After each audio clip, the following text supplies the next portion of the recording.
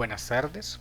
Continuamos con la interpretación de algunos libros del texto Leyes de Platón. Bien, después de la introducción que hicimos en el video pasado, ya entrando en el texto, la pregunta que se realizan los personajes o que va a realizar el autor a lo largo de todo el texto es cuáles son los mejores nomoi, o sea, cuáles son las mejores leyes slash costumbres. La pregunta no es una pregunta tonta, sino que es una pregunta supremamente seria, porque de hecho es una de las preguntas que tienen que hacerse los legisladores, y es, bueno, ¿cuáles son las costumbres que se deberían promover en las ciudades? Pero, de nuevo, cuando pensamos en las costumbres, debemos pensar entonces es cuál es el criterio de excelencia que se tiene.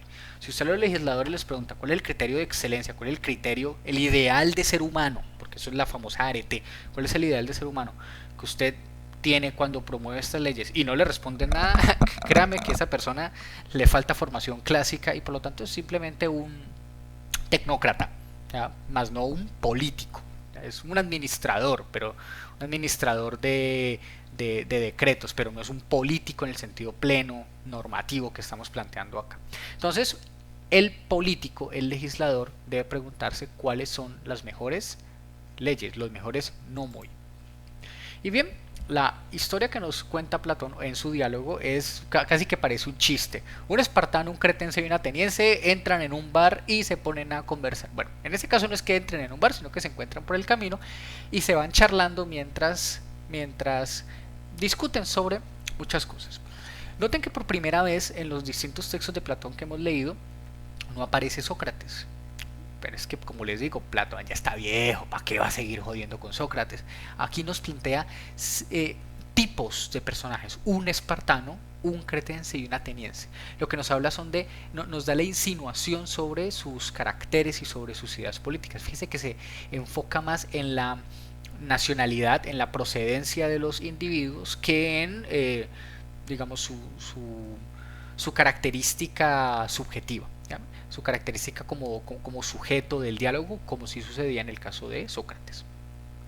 Ahora, que se escoja un ateniense es apenas normal, porque es Platón, que es en últimas ateniense, hablándole a atenienses, por allá en últimas. Sin embargo, la elección de los otros dos personajes no es al azar, ¿ya? Que sea un espartano y un cretense, no es al azar que se haya escogido esas digamos, nacionalidades, el término no está usado de forma correcta, pero pues no se me ocurre otro, para desarrollar el diálogo sobre las mejores costumbres. Y esto es así porque tradicionalmente Esparta y Creta son las ciudades que gozan de la mejor reputación en el siglo V y IV respecto de sus constituciones. Entonces, todo el mundo dice, la voz popular dice, la opinión popular dice que Creta y Esparta, bueno, Creta, la ciudad de Knossos, pues, pero en fin, que en la isla de Creta y en particular en la ciudad de Esparta es donde se tienen las mejores costumbres. Ahora, eso quizás mucho cuidado, eso quizás aplicaba para el siglo quinto, pero ya para esta época, que estamos hablando de las décadas cuarta y quinta, ya estamos a mitad del siglo cuarto, Esparta, por ejemplo, ya no tiene el poderío militar que alguna vez tuvo por allá 100 años antes, ¿no? Entonces, los proyectos militares, el proyecto militar de Esparta en particular, ha fracasado. Entonces, cuando Platón nos presenta a Esparta y a Creta como los representantes de la opinión popular, no lo hace para darnos un modelo a seguir, sino que por el contrario es para criticar la opinión popular. Si todo el mundo dice, si la opinión popular dice que Esparta tiene tiene las mejores costumbres de la Hélade, bueno, el filósofo tiene que preguntarse, ¿eso será cierto? Y por lo tanto tiene que analizarlo. Tal como en República, Platón lo que intenta es evaluar la opinión popular, evaluar lo que públicamente se reconoce como bueno o como preferible y ver qué de allí sirve y qué de allí no sirve. Entonces veamos. Para Creta y para Esparta, el criterio fundamental de la educación de sus ciudadanos es lo que aquí vamos a denominar el criterio belicista. Es decir, la mejor de las ciudades es la que educa para vencer en combate.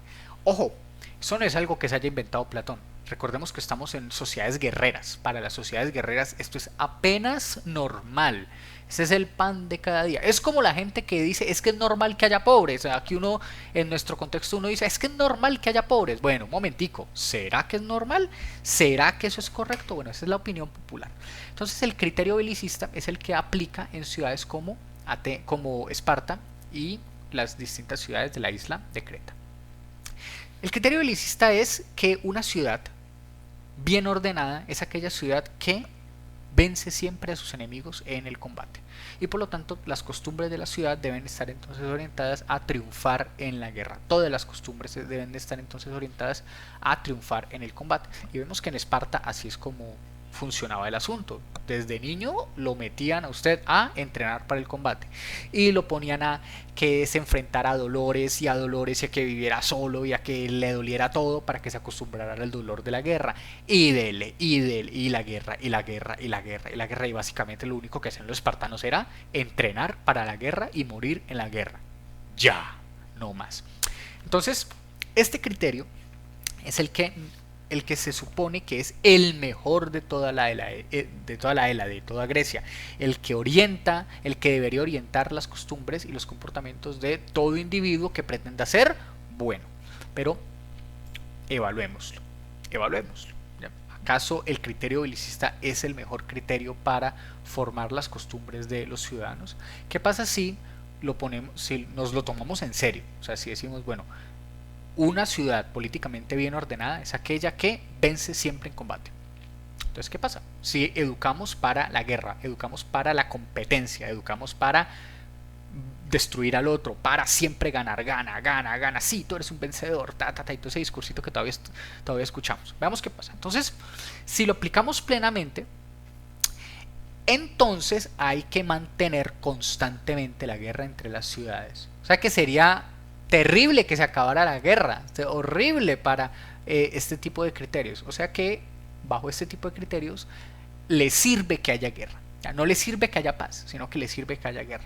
Pero también el interior mismo de la ciudad tendría que haber conflicto, porque si se educa para que haya conflicto con los otros, entonces se educa básicamente en triunfar sobre otros, sean estos los de la otra ciudad o sean estos los propios vecinos, sean estos la familia de al lado. O sea, no es una idea de la competencia constante. Y recuerden que en la competencia siempre hay un perdedor.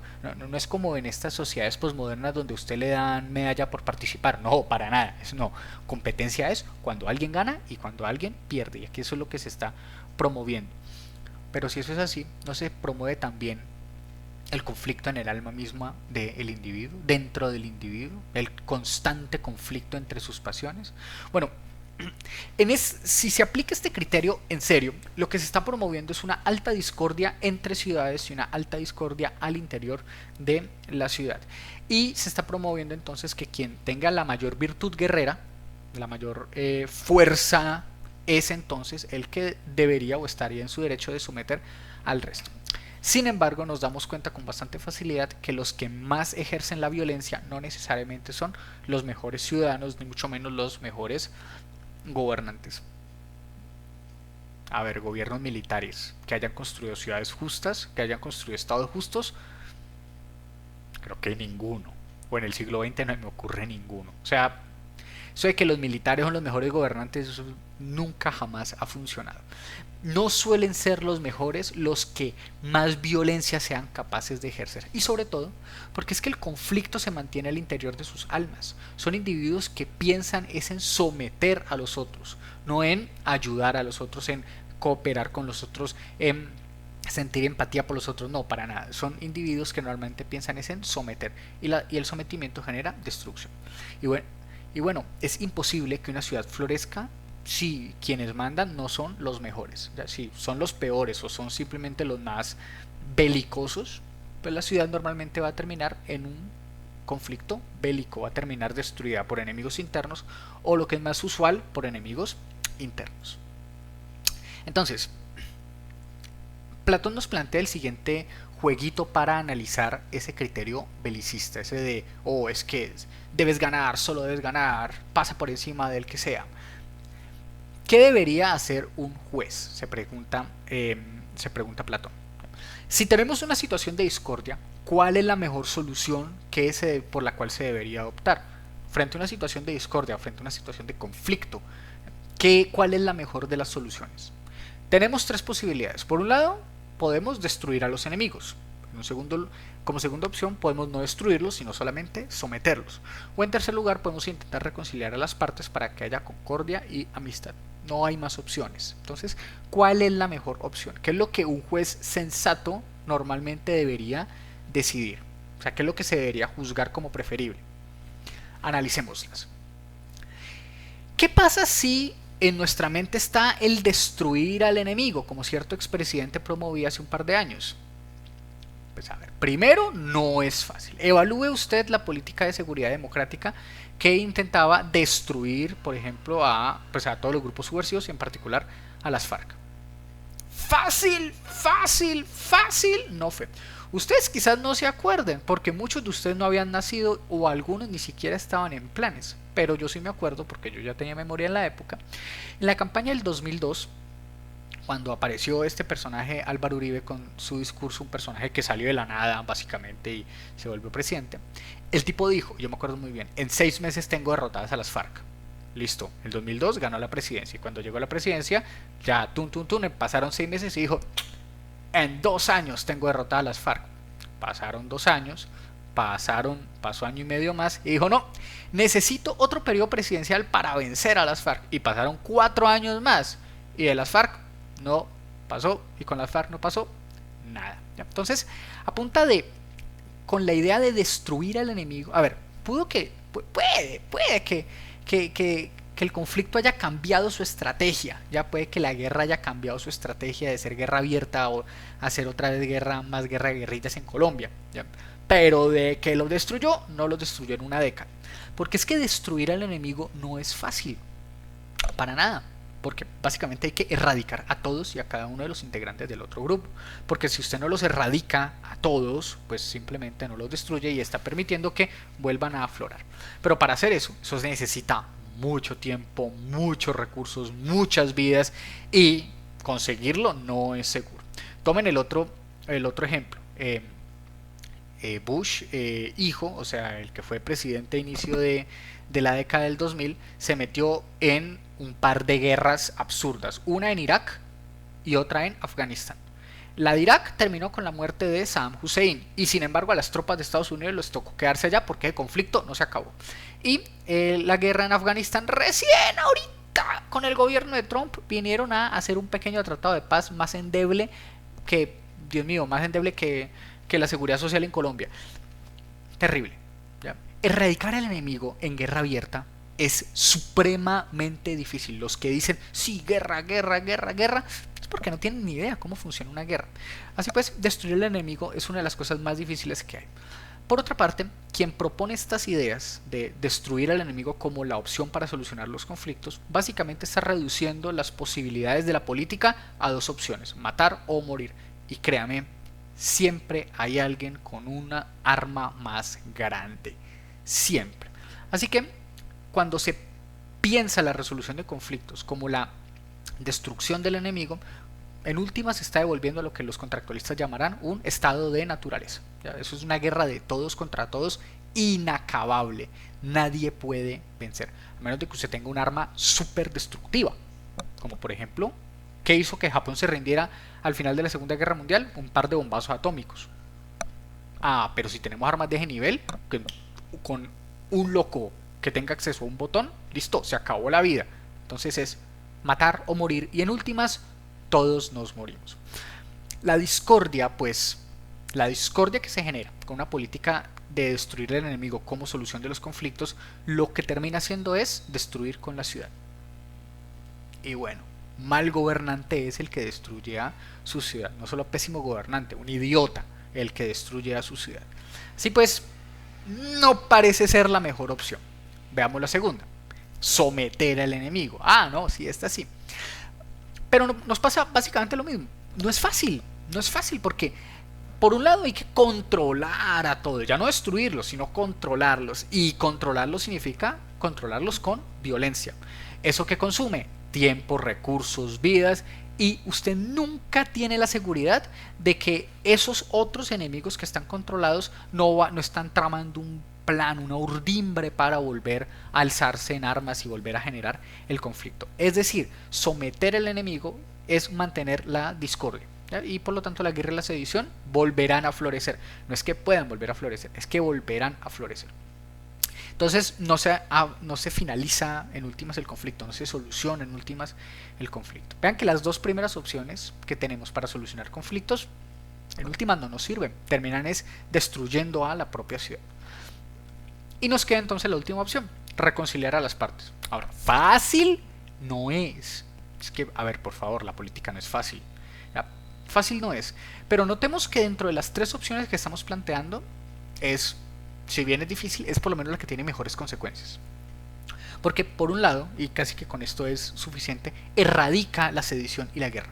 Cuando no solamente cuando se reconcilia a las partes, cuando se pone a las partes a que trabajen como uno solo, cuando se eliminan las asperezas y se les da un objetivo común, bueno, se fortalece la ciudad en su totalidad y abre las puertas a lo que se denomina una amistad duradera.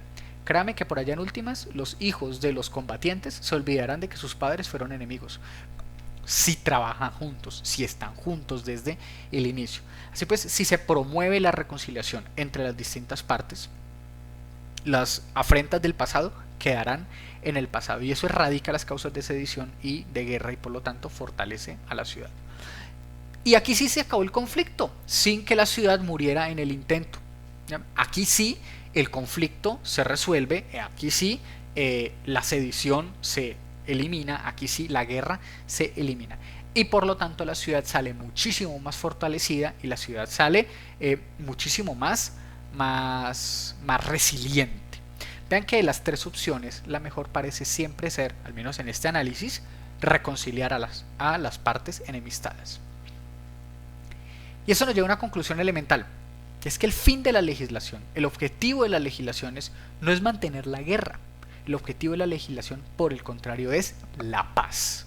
Si una legislación lo que hace es promover la guerra, básicamente lo que está haciendo es destruyendo a la ciudad, destruyendo a la propia ciudad, manteniendo esa enfermedad que va a carcomer en últimas a la ciudad. Y sea que muera hoy temprano o que muera mañana tarde, pero el punto es que va a morir y no se va a poder recuperar. En cambio, la paz mantiene vivas a las ciudades. Las legislaciones pues no se orientan a la guerra, sino que se orientan es a la paz. El fin de la legislación es mantener la paz dentro de las ciudades, pero también entre las ciudades. Desde estas ideas podemos plantear una analogía bastante interesante. Los legisladores son como médicos. Los legisladores son los médicos de las ciudades. Entonces hay buenos legisladores, tal como hay buenos médicos, y hay malos legisladores como hay malos médicos. Ahora, ¿qué es un mal legislador? Siguiendo esta analogía, bueno, es como un médico de esclavos. Imagínense cuánta atención un médico de esclavos le presta a sus pacientes. O bueno, un médico de PS. ¿Cuánta atención le puede prestar a sus pacientes? Tiene 15 minutos para decirme que le duele, tenga este acetaminofén. Váyase que necesito atender a otro paciente. Bueno, los malos médicos, o como se plantean acá, los médicos de esclavos, solo miran los síntomas superficiales y dan tratamientos generales. Acetaminofén para todo el mundo. Le dio coronavirus, tenga acetaminofén. Un cáncer horrible, tenga acetaminofén. Oh, mira, este tiene SIDA, acetaminofén. Oh, mira, se está desangrando, acetaminofén. O sea, yo en serio creo que los médicos que les toca hacer eso deben sentirse absolutamente frustrados. O sea, saben que estudiaron 15 años de su vida para hacer nada, para ser malos. Eso realmente es triste. Bueno, un mal legislador es como un mal médico. Aquel que mira solamente los síntomas y da tratamientos generales para paliar el dolor. ¿Ya? Es el que intenta tratar enfermos a punta de analgésicos. Ahora, en cambio, un buen legislador es lo contrario, es como un buen médico. O sea, un buen médico es aquel que no solamente ve los síntomas, sino que busca las causas de la enfermedad y le propone a cada paciente particular no solamente un tratamiento que le ayude a recuperarse de esa enfermedad específica, sino que le propone un tratamiento para mantenerse sano.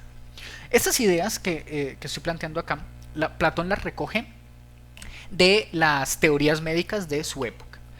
La medicina en el siglo IV había cambiado un poco la concepción sobre cuál era el objetivo de ser médico. Y es que, perdón, el objetivo de la medicina. Y para estas personas, para estos médicos del siglo IV, y esto se va a mantener ya hasta que finalice la Edad Antigua, la función de la medicina no es curar enfermos. El objetivo, el objeto de estudio de la medicina no es la enfermedad, sino por el contrario la salud. El objeto de estudio de la medicina no es cómo hacer que un paciente salga de una enfermedad, sino cómo hacer que un paciente se mantenga sano de ahí en adelante. O sea, ¿qué significa que una persona esté sana? Eso es lo que la medicina investiga.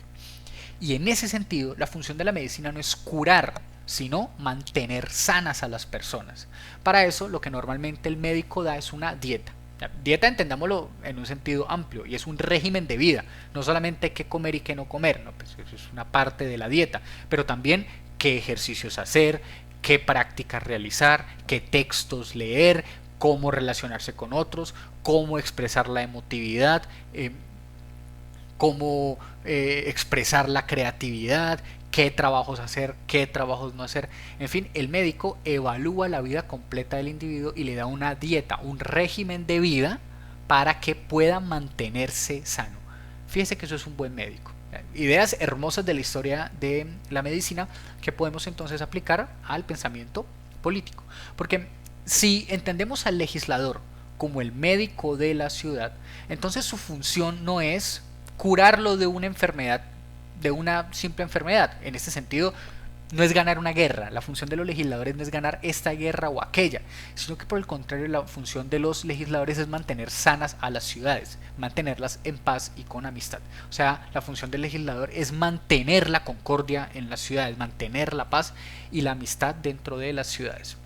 En efecto, la guerra es un asunto propio de la política. Eso es indiscutible, pero no es el fin de la política ni el fin de la legislación.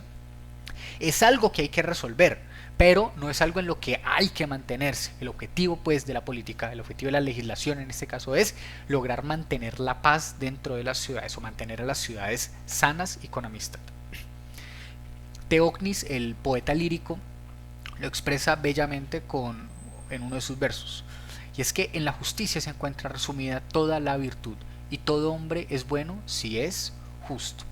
En este sentido, cuando hablamos de ciudades sanas, nos estamos refiriendo a ciudades justas, ciudades en paz, ciudades con unidad, ciudades con amistad, ciudades que cooperan internamente y que logran mantener su estructura y que logran mantenerse vivas constantemente, que logran mantenerse sanas. Bueno, una ciudad de ese estilo es una ciudad justa, y la justicia se logra entonces a través de las buenas costumbres. La virtud principal es pues la justicia, y no en cambio la valentía o la capacidad de hacer negocios o cualquiera de otras de las distintas habilidades o virtudes que podamos tener, sino la justicia, esa capacidad de mantener la paz, la concordia y la amistad dentro de las ciudades, pero también al interior del alma de cada individuo. Entonces, uno dirá, bueno, sí, muy chévere para Creta y para Esparta, pero entonces hagamos el ejercicio interpretativo. Para eso nos sirven este tipo de textos. Platón nos coloca a los modelos de su época, o sea, Creta y Esparta, y en estos nos dice que la virtud principal de estas ciudades era la valentía bélica, o sea, el poder bélico. Después de este análisis, Platón concluye, bueno, no, definitivamente la virtud principal no puede ser la valentía, no puede ser quien más descolle en la batalla, quien más batallas venza, no puede ser un criterio competitivo de este estilo, sino que la virtud principal debe ser la justicia, la capacidad de mantener la paz, de mantener la organización de las partes, de mantener la salud de todas las partes de la ciudad. Interpretemos entonces, pensemos en nuestras naciones y en el sistema mundo en el cual vivimos. ¿Cuál es, a nivel público, la virtud principal de nuestras sociedades? ¿Quién más descolle en batalla? ¿Quién más dinero acumule? ¿Quién más éxitos deportivos tenga? ¿ya? Quien más bonito sea. ¿Cuál es la virtud que suele regir el comportamiento de los ciudadanos en nuestras naciones? Y hagamos entonces el ejercicio de filosofía práctica, y es: veamos nuestras sociedades, identifiquemos cuáles son esos valores culturales que se promueven de forma asidua y analicémoslos. ¿Son valores que apuntan a la amistad o apuntan a la discordia? Si apuntan a lo segundo, a la discordia, podemos rápidamente darnos cuenta de que hay un problema de orden cultural y, en ese sentido, educativo al seno de nuestras sociedades. Los invito pues a que hagamos esa interpretación.